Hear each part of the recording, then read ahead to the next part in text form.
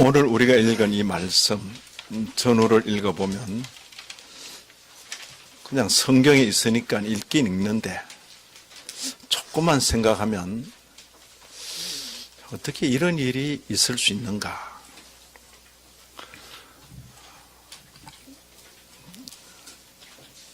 일단 오늘 읽은 그 본문의 앞쪽, 오늘 보니까 무슨 회의를 하다가 사도들을 일단 밖에 나가 있게 하고 처음으로 이름이 나타납니다. 가말리엘. 우리식으로 말하면 서울대학교 총장쯤 될런지, 그때 그 종교사회 속에서 가장 존경받는 율법교사 가말리엘, 그 사람이 등장하는 거예요. 나중에 우리가 알려지기는 누구의 스승? 바울사도의 스승으로 알려지는 가말리엘 율법교사. 이분이 한마디 딱 하니까 전체가 딱 조용히 돼버리는 거죠. 사연인적. 이 사도들이, 그렇죠. 사도들은 공적인 직함을 받은 것 아니죠. 이 사도들이라는 사람은 누구에게 속해 있었던 사람입니까? 얼마 전에 십자가 처형당한 사형수, 나사렛 사람 예수에게 속해 있었던 사람들이라고.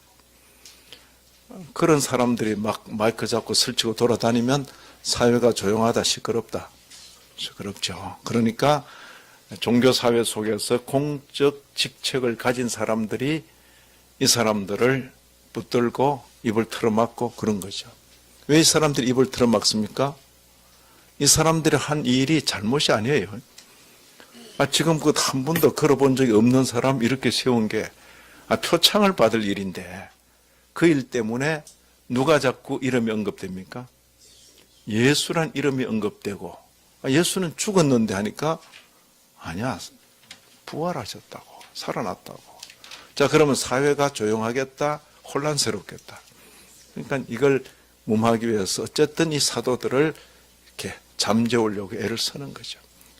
협박도 했다가 때리기도 했다가.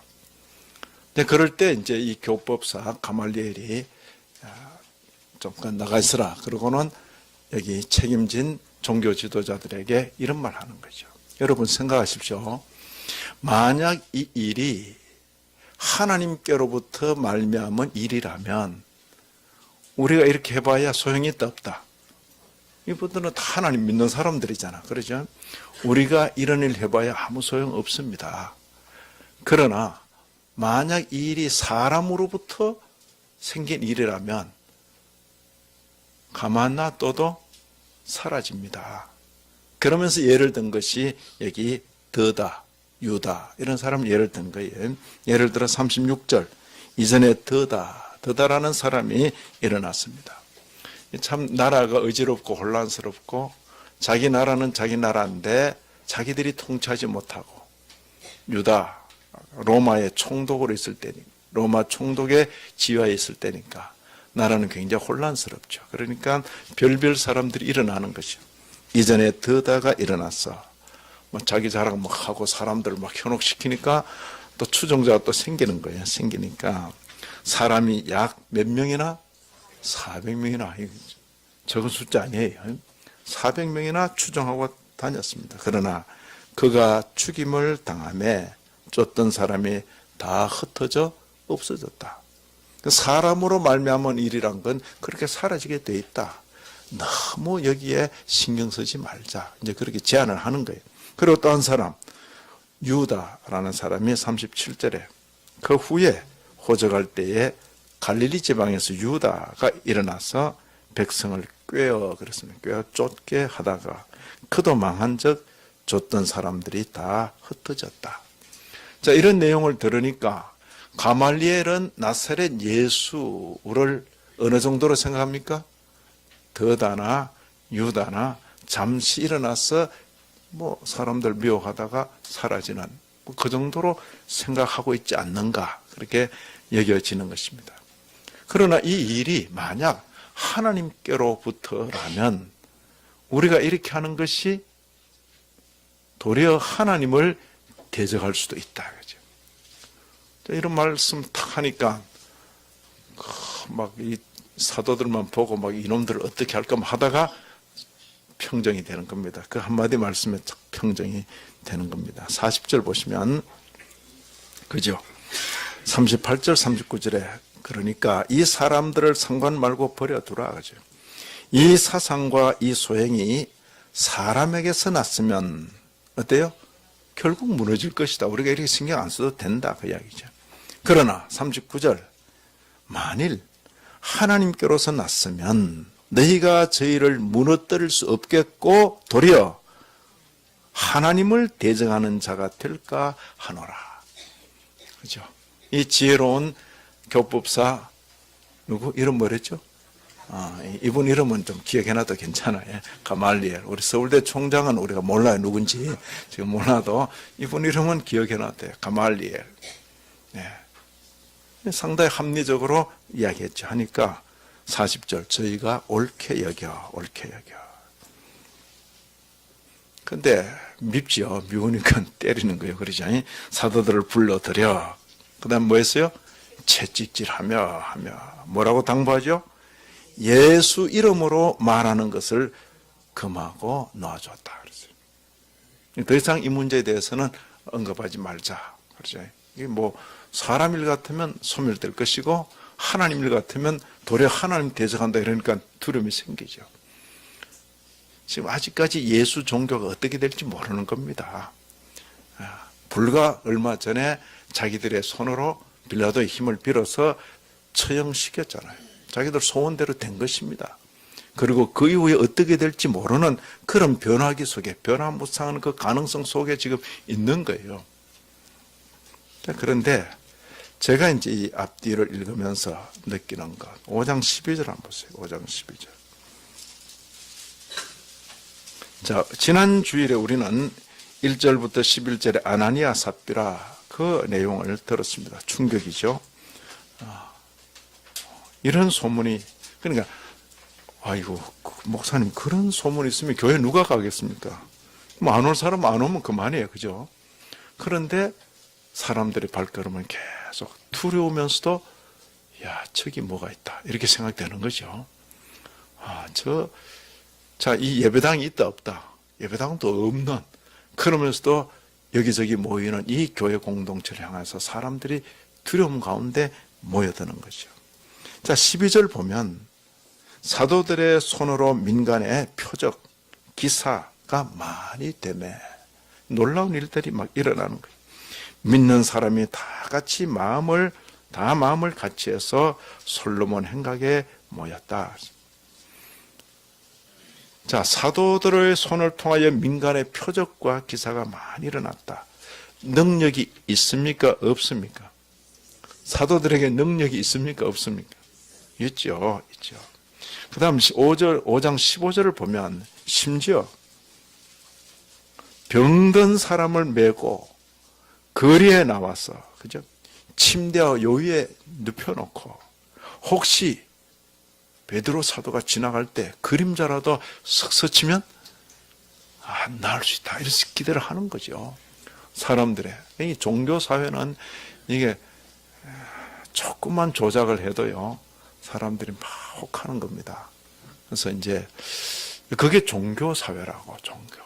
그래서 그런 속에서 목사의 하는 일은 뭐냐? 그런 막 가능성을 보고 뭐 더욱 미혹되게 하는 건 가짜예요, 가짜. 기독교의 목사의 하는 일은 그렇게 쉽게 막 현혹되고 할 때 그러지 말라고. 하나님 말씀 잘 보고 그렇게 미혹되지 말라고 가르치는 겁니다. 그게 목사의 하는 일이에요. 어떤 분은 염려까지 해주더라고요. 목사님 그러면 밥줄이 좀 신경 쓰지 마라. 그래서 밥줄 다 끊으시면 끊어지는 거지. 예? 오늘날 이 종교 사회는 굉장히 미신으로 쉽게 기울어지고, 그죠? 심지어 기독교 이름으로 굉장히 희한한 일들을 막, 제가 잠깐 이야기 드렸던가요? 그 집회 신기하다. 그러면 그날 또 특별히 그 강사께서 오늘 저녁 집회는 모두가 흰 옷을 입고 오십시오. 소복을 입고 탁 그 집회에 참석했잖아요. 집회 마칠 무렵에 통성 기도가 끝났는데 주님 이제 여러분 이제 확인하십시오. 여러분 몸에 주님의 보혈이 묻었습니다. 보니까 흰 옷 입고 왔는데 전부 붉은, 그죠?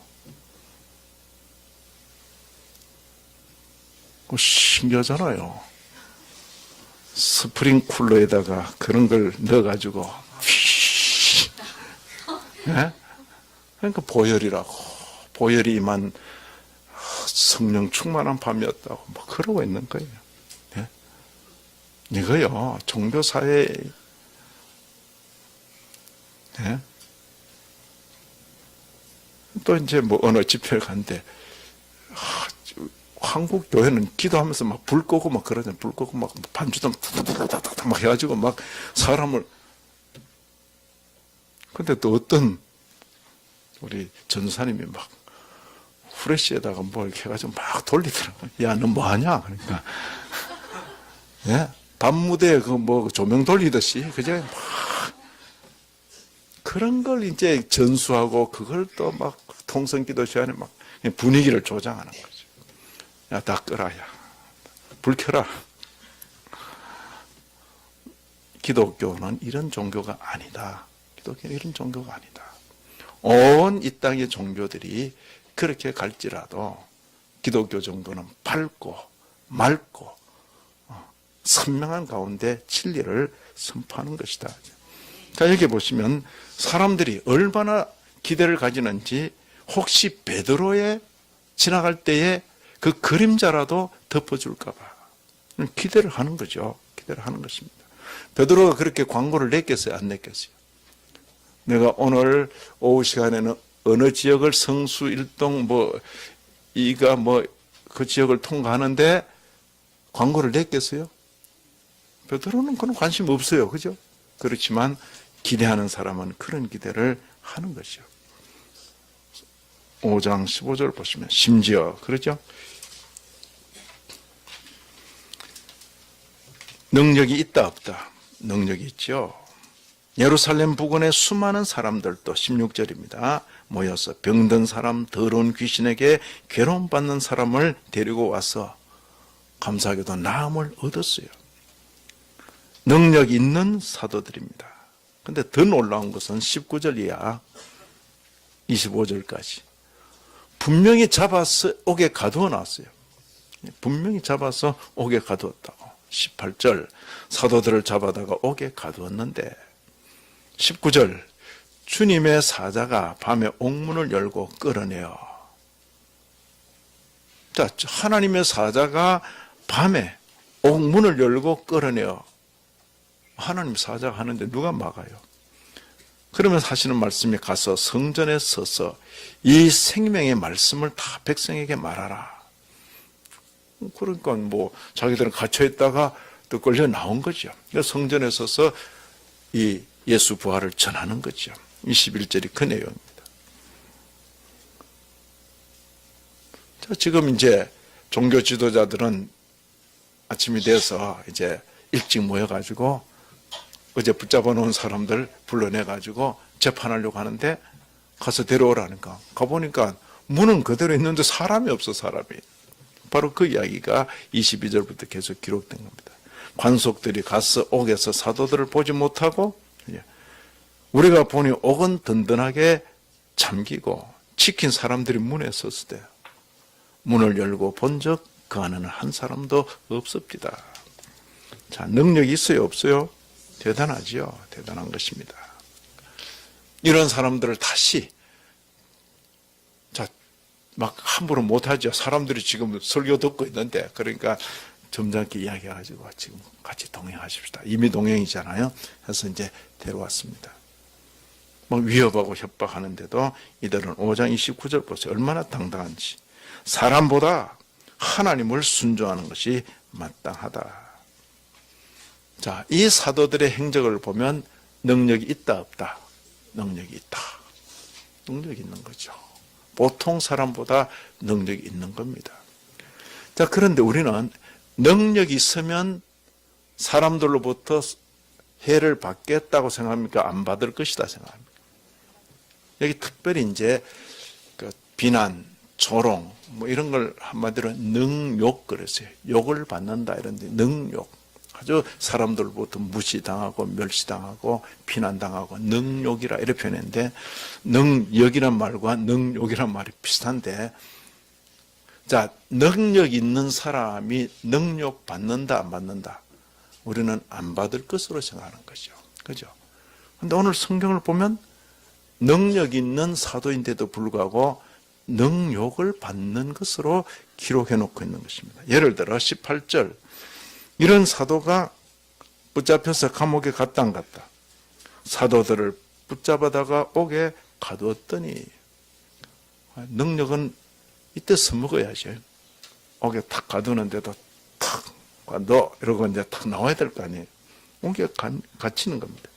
27절 보니까 저희를 끌어다가 공회 앞에 세우니, 끌려서 공회 앞에 세워지는 것입니다. 오늘 본문 40절, 매를 때리니까 매를 맞아요 안 맞아요? 우리는 생각합니다. 능력 있으면 막 이 사람들이 채찍질 탁 하는데 채찍이 휙 돌더니만 때리는 사람에게 칙 감기고 막 이런 생각하는 거죠. 능력 있으면 그렇게 될 것으로 여기는 것이죠. 그러나 오늘 성경 본문은 능력 있는 사도를 기록하면서 그들이 뭘 받았다?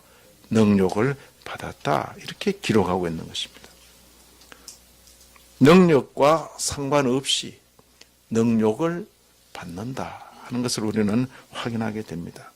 자, 그런데 보통 능욕, 채찍질 맞고 그리고 욕을 받으면 표정이 좋아진다, 굳어진다? 예? 좋아진다, 굳어진다? 기뻐한다, 슬퍼한다?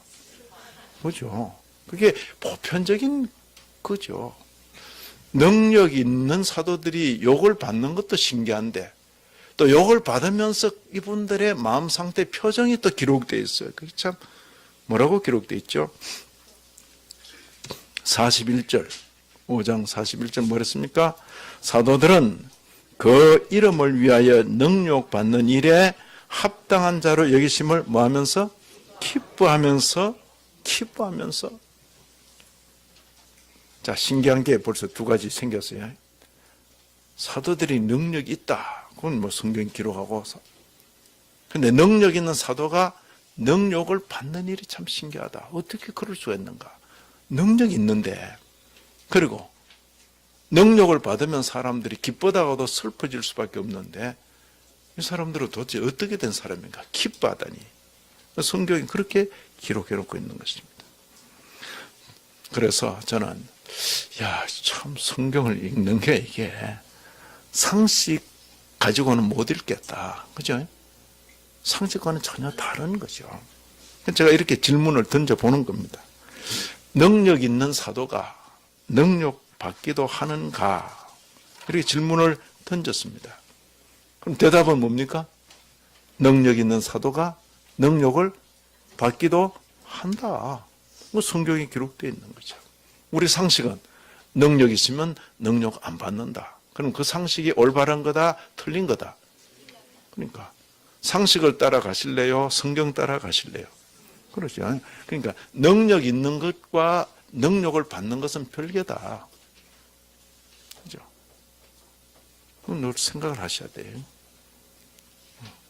오늘날 사람들이 너도 나도 입 가진 사람은 전부 교회 욕하고 막 그럴 때, 교회 아무 힘도 없는 모이다. 그건 별개 문제라니까요. 교회는 주님의 교회, 하나님의 영이 지키시는 교회입니다. 그러나 그런 능력과 교회가 비난받고 욕먹고 천대받고 또 별개의 문제입니다. 이게 희한하죠. 사도들이 능력 받는 것은 능력이 있고 없고 그런 문제가 아닌 것입니다. 우리가 분명 보는 대로 능력 있는 사도가 욕을 받는구나, 능력 받는구나. 또 사도들이 저렇게 힘없이 욕을 받는 거 보니까 사도들이 섬기는 하나님도 힘이 없겠구나. 맞다 틀리다? 그런 말은 전혀 맞지 않는 말이다. 무슨 말인지 알겠습니까? 능력 있는 사도가 욕을 받기도 하는구나. 그러면 저런 사도가 전하는 하나님은 능력이 있을까 없을까?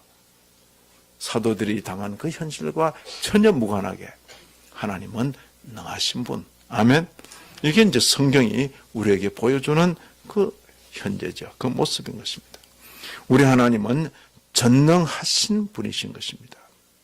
때문에 하나님의 신실한 종들, 이 사도들 역시 그 전능하신 하나님의 보호 아래에 있는 것입니다. 그럼에도 불구하고 욕을 받는다. 이게 뭐냐? 우리 생각에는 하나님이 보호하시면 욕 안 받아야지. 이렇게 생각한다고. 그러나 하나님의 보호 아래에 있으면서도 욕을 받기도 하고 하나님의 보호 아래에 있으면서도 심지어 죽음을 통과하기도 하고 그러죠. 조금 더 생각하십시다. 사도들이 능력 있는 사도들이 능욕받는 것은 하나님의 능력이 있고 없고 그런 문제가 아니라 하나님의 지혜로운 섭리의 문제이다. 아멘. 이건 이제 분명히 하셔야 돼요. 하나님의 지혜로운 섭리의 문제이다. 하나님께서 이 일을 그렇게 만드셨다. 전능하신 하나님께서 당신을 믿고 철저히 의지하는 그 사도들을 그런 능력 가운데 허락하셨다, 두셨다. 그런 뜻입니다. 성경은 그렇잖아요. 능력 있다. 봐라. 능력 있지. 얼마든지 불리한 것을 전부 없이 할 수 있어. 그런데 이들이 욕을 먹고 고통을 당한다. 보라는 거죠. 능력 있는 사도가 능력을 받기도 한다. 그런데 이건 하나님이 능력이 없어서 당하는 것이 아니라 하나님의 지혜로운 섭리 가운데 일을 그렇게 하시는 것이다. 그렇게 이해를 해야 될 것입니다. 능력이 없어서 당하는 것이 아니라 능력이 있음에도 불구하고 능욕을 당하도록 하시는 데에는 하나님의 어떤 뜻이 있는 것입니다. 하나님의 어떤 뜻이 있는 것입니다. 그 어떤 뜻이 뭐냐, 그죠? 이제 그 어떤 뜻을 찾아야 되는 거죠, 성경에서. 그 하나님의 어떤 뜻. 그러니까 우리가 조금 되게 욕을 먹고 불리한 그런 대우를 받으면 사람이 얼굴이 굳어지고 기쁨이 없어지고 그래 되는데 여기 반응이 다르잖아요. 기뻐하면서. 그래서 제가 이렇게 질문을 던졌습니다. 능욕 받으면서도 기뻐하는 저 사람들의 저 마음은 도대체 뭔가? 그렇잖아요. 능욕 받으면서도 일반 상식과는 다른 거죠.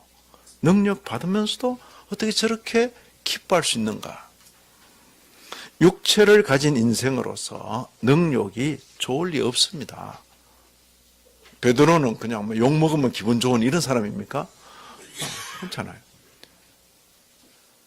육체를 가진 인생인데 비난하고 욕하고 하면 좋지 않지요. 그러다 심지어 매질하고 그러면 누가 좋겠습니까? 뭐 사람 중에는 때리면 때릴수록 더 좋아하는 사람이 있다고 뭐 그러게 그런 거 아니에요. 마소키스트 뭐 이런 사람이 아니라고. 자, 그럼에도 능력 받으면서 기뻐하는 이 마음은 도대체 뭔가? 성경에 기록된 대로 그 이름을 위하여 능력 받는 일에 합당하여 여기심을 기뻐한다. 성경에 그렇게 딱 기록되어 있잖아요. 도대체 뭔가? 저는 이걸 두고 이게 바로 신앙세계의 비밀이다. 비밀이다. 그렇잖아요. 이게 신앙세계의 비밀이다. 되게 돈 벌고 좋아하잖아요. 근데 교회 다니는 사람 이렇게 보면 돈 내고 좋아한다고 또. 희한한 사람들이죠. 그죠? 되게 자기 막 자랑하면서 좋아하는데 또 교회 다니는 사람은 또 자기 자랑 안 하고 남 칭찬하고 남 자랑하면서 또 좋아한다고. 그렇잖아요. 뻔히 살 길이 있는데 끝까지 죽을 길로 또 간다고 또. 도대체 이 뭐냐 이거지. 상식과는 다른 그 무엇, 그죠? 이게 신앙세계의 비밀이다. 육체는 분명히 고통스러울 텐데 매를 맞았으니까. 그런데 그 마음에 그 심령에 있는 저 기쁨이란 도대체 뭔가? 그죠? 이게 신앙세계의 비밀인 것입니다. 뭐 성경은 별로 설명 안 하고 그냥 계속 사도행전은 진행되는 겁니다. 근데 나중에 우리 주님의 형제되는 야고보 사도가 이런 표현을 썼어요. 야고보서에 나오는 표현. 그 시작하면서 야고보서 편지를 시작하면서 1장 2절에 내 형제들아 너희가 여러 가지 시험을 만나거든 참고 견뎌라 이랬어요. 그렇죠? 여러분 신앙생활 하다가 시험이 있을 것입니다. 그런데 그런 시험 오더라도 잘 참고 견디세요. 이게 이제 우리가 흔히 할 수 있는 상식적인 말이잖아요. 그렇죠? 신앙 세계 속에는 좋은 일도 있지만 참 어려운 경우도 있습니다. 그때 잘 참고 견디시오. 이것만 해도 참 신앙 좋은 이야기 아닌가요? 그런데 뭐라고요? 편지를 쓰면서 뭐라고 했죠? 내 형제들아 너희가 여러 가지 시험을 만나거든 어떻게 해요? 보통 기뻐하는 거하고 온전히 기뻐하는 거하고 뭐가 차이가 있습니까? 예? 속에 약간 염려하면서 막 기뻐하는 거 말고 정말 막 좋아 죽겠다 이런 자세를 가지라는 거죠. 도대체 이 세계는 뭡니까? 그 질문인 거예요. 도대체 신앙 세계가 뭐길래 믿음 때문에 신앙 때문에 진리 때문에 교회 때문에 주님 때문에 시험이 오는데 사람으로부터 물질로부터 때로는 그렇죠. 이런 일로 또는 저런 일로 막 시험이 한두 가지가 아니야. 여러 가지 시험이 줄을 이어서 막 오고 꼬리에 꼬리를 물고 오고 어떤 때는 한꺼번에 막 닥치고 그럴 때 어떻게 해요? 참고 견디시오. 이 말만 해도 얼마나 참 근데 참고 견디는 정도가 아니라 기쁘게 여기라. 그것도 넘어서 어떻게 해요? 완전히 기쁘게 여기라. 그럼 뭡니까? 횡재했다 그런 소리입니다. 그죠? 야, 시험이 한두 가지가 아니고 막 연거푸 막 여러 가지 시험을 당하면 그거 횡재한 거라고. 하나님께서 특별 대우하시는 거라고. 여러분 살다 보면 막 줄이어서 막 희소식이 막 전해질 때 있죠. 어떤 데는 막 두려울 정도로. 그렇죠? 손대는 것마다 막 잘 되고 막 사람들. 그죠? 그때 좋아하는 건 좋아하라 기뻐하라 말 안 해도 다 좋아하잖아. 그죠? 근데 신앙길 가면서 믿음 때문에 신앙 때문에 진리 때문에 주님 때문에 교회 때문에 성도 때문에 겪는 어려움들이 한두 가지가 아니고 줄을 이어서 연이어서 어떤 때는 막 서너 개가 한꺼번에 막 닥칠 때에 횡재했구나. 그죠? 그런 생각은 어떻게 온전히 기쁘게 할 수가 있습니까? 마음 중심부터 막 좋아 죽겠다. 이 생각이 아니면 기쁘게 할 수 없는 거죠. 그러니까 저 같은 사람을 위해서 도대체 무슨 이유입니까? 야고보 사도는 이 도사 아닙니까? 바로 대답을 이렇게 하는 거예요. 이는 이유가 있다. 그죠? 이유 없는 기쁨이 아니다. 그죠? 너희 믿음의 시련이 인내를 만들어내는 줄 너희가 알미라.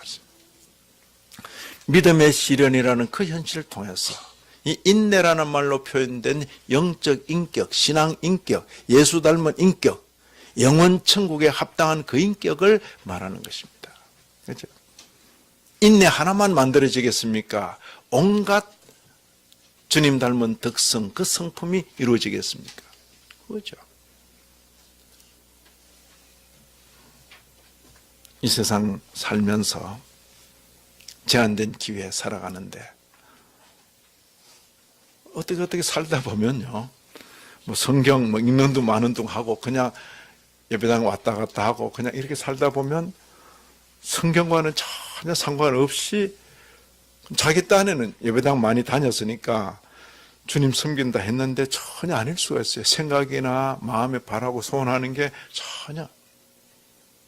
그렇게 신앙생활 하면요, 예배당 출입하면서 한 10년쯤 지났는데 나중에 조교사 한 10년 다닌 분하고 만나서 이야기하면 똑같아, 그냥. 그죠?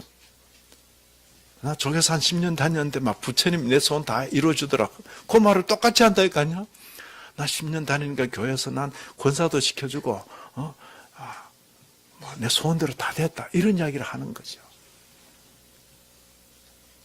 성경은 그런 걸 보장하는 종교가 아닙니다. 10년 뒤에 딱 만났는데 조계사 10년 다녔던 분이 무슨 소리인지 못 알아듣는 이런 말을 해야지. 그죠? 점집 다니는 사람이나 또 절 이름을 이야기해서 죄송하네. 그냥 이제 하여튼 그래. 절간 다니는 사람이나 똑같은 말을 하게 돼 있어요. 그러나 교회를 출입하면서 교회당을 출입하면서 성경을 읽은 사람은 생각이 다르고 방향이 다르고 삶의 가치가 다른데 그렇잖아요. 그 사람들은 뭐 말해도 못 알아듣죠. 그렇잖아요. 부처님 이름으로 빌었더니 이것도 되고 저것도 되고 내 아들은 이렇게 잘 되고 사업은 이렇게 잘 되고. 그죠? 그래서 그죠? 청와대에 입성했다고 막 자랑하고 했을 거 아니야. 하나님의 은혜다 그러고. 근데 그 입성한 게 이렇게 골칫덩어리로 계속 발목을 물 줄 누가 알았었겠어. 그죠? 좀 더 봐야 된다니까요. 이 땅의 것을 두고 승리라 성공이라 말하는 그 이야기들은 기독교인들은 그렇게 쉽게 감동이 안 돼요. 그래서 바울 사도가 로마 감옥에서 죽음을 기다리고 있는 그 순간에 이 지구상에서 로마라는 제국의 도시 안에서 어느 누가 바울을 부러워했겠어요?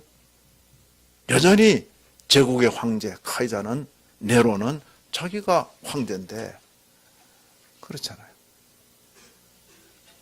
사람들은 그 궁전이 부럽고 그 왕궁이 부럽고 네로가 부러울 줄 몰라도 바울에게 물어보면 하나도 부러울 게 없지요. 조금 더 지내봐라. 조금 더 지내봐라. 그렇죠. 역사가 지나가고 한 생애가 끝나고 그리고 영원의 그것이 열릴 때는 전혀 다른 거죠. 기독교는 그 종교죠. 그 종교. 땅의 것 서로 더 가지려고 그러고 땅의 것 더 가지기 위해서 예수 이름 하나님 이름까지 언급 안 해도 됩니다. 얼마나 가진 사람이 많은데 그러나 영원의 것, 영원한 생명 그걸 위해서는 예수 이름 아니고는 바라볼 수가 없는데 그렇죠. 이게 기독교라고요. 그래서 이게 신앙세계의 비밀이다. 이렇게 표현을 한 것입니다. 이는 너희 믿음의 시련이 인내를 만들어내는 줄 너희가 알미라. 영적 이치를 알기 때문에 기뻐하는 거죠. 영적 이치를 알기 때문에. 영적 이치를 설명도 안 하고 기뻐하라 그러면 기뻐할 수 있습니까? 그러나 주님 닮은 그 인격, 인내, 영원에 합당한 그 인격은 이런 연단과 시련이 아니고는 형성되지 않는 것이로구나. 그죠? 제가 이제 우리 성도님들 중에 아주 쇳덩어리는 이게 굉장히 참 투박한 거 아닙니까? 그걸 갈고 갈아서 쇠를 갈아가지고 아주 거울처럼 만드는 그런 또 직업도 있대요, 보니까. 그지? 자, 쇠를 갈아서 거울처럼 만든다. 보통 갈아야 됩니까? 쇠를 깎아낼 정도의 그걸로 갈아야 됩니까? 예?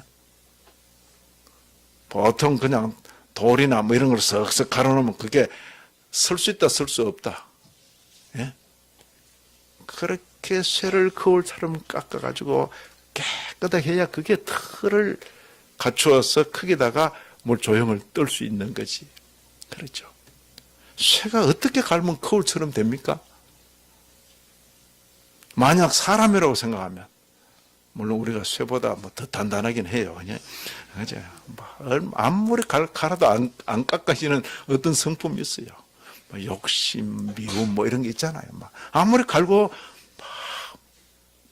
그래도 끝까지 그냥 생각해 보시라고. 하나님께서 일생의 기회에 다양한 환경과 사건으로 우리의 인격을 갈고 빚으시고 하는데, 또 왔구나. 또 왔구나. 그죠? 여러 가지 시험을 만나거든 어떻게 해요?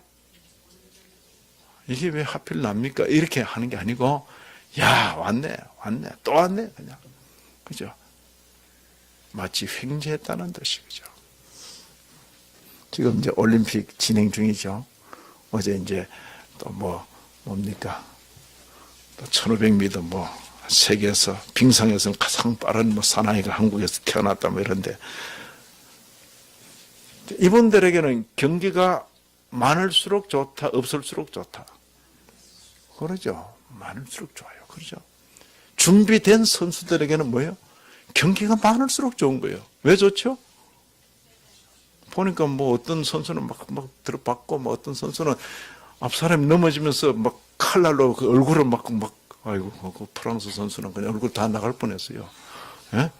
자기 넘어지면서 한국 선수가 넘어지면서 발을 휙 쳐대니까 잘하던 선수인데 막 따라가다가 그냥 얼굴이 나갈 뻔했다가 얼마 그러니까 안 다치려고 하다가 자기도 넘어져서 그냥 그런 위험이 있는데 이번 경기가 위험하니까 빼드리겠습니다. 그게 좋은 이야기입니까? 안 좋은 이야기입니까? 오늘날 한국교회 전체가 그런 시험에 다 빠져 있는 거죠. 예수 잘 믿으세요. 잘 믿으세요. 예수 믿고 복받아 잘 먹고 잘 사세요. 절대 고난 없이 믿으세요. 환난과 핍박 없이 믿으세요. 환난과 핍박, 고난 이런 거 없으면 뭐도 없다? 멸류관도 없는 거예요. 없는 거예요. 예?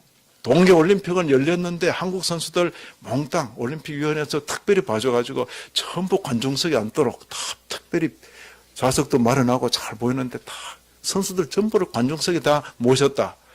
와, 이렇게 좋은 대우가 있나 이렇습니까? 끝난 겁니까? 예? 신앙생활이 그런 거라고.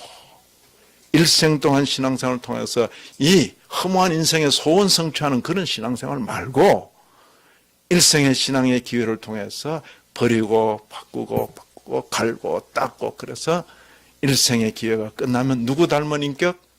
예수 그리스도 우리 주님 닮은 그 인격. 많이 닮으면 닮을수록 천국에서 미남이다 미인이다 그 이야기죠. 예? 세상 기준은 아무개가 기준이고 아무개처럼 해달라 그러고 주문하고 그럴지 몰라도 천국에서는 누구 닮은 게 미남이다? 예수 닮은 게 미남이죠. 주님 닮은 그 인격이 최고죠 그렇잖아요. 그 기회를 곱으로 연달아 받을 때 기분이 좋다 안 좋다? 여러 가지 시험을 만나거든 온전히 기쁘게 여기라. 아멘. 아멘. 그렇죠. 우리에게도 이런 마음이 있는가? 이런 마음이 있지 않고는 걷기 힘든 것이 신앙 걸음입니다. 결국 부활하신 예수 우리 주님 때문인 것입니다. 주님 때문에 사도들에게 있어서는 능욕받는 길도 기쁨의 길인 셈인 것입니다. 그래서 5장 42절 이 단락의 마지막 보시면 저희가 날마다 성전에 있든지 집에 있든지 예수는 그리스도라 가르치기와 전도하기를 쉬지 아니하니라. 아멘. 이런 은혜가 저와 우리 모두에게도 있기를 진심으로 기원합니다. 자, 헌금 찬송 같이 부르겠습니다.